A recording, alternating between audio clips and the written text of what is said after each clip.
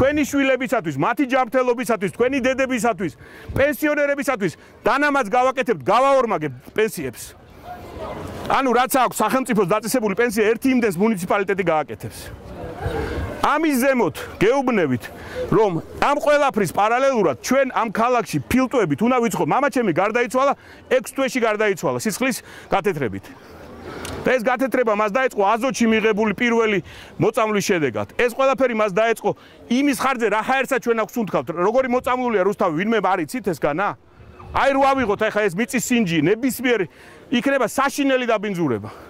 აქ მოყვანილ პურს, აქ მოყვანილ წყალს რო ვიღებ ჩვენ, ამაში ვინმე კომპენსაციას აძლევს რუსთაველს?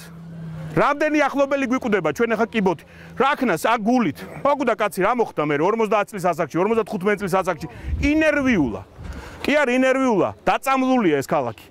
და ჩვენ ეს ქალაქი უნდა გავასუფთავოთ.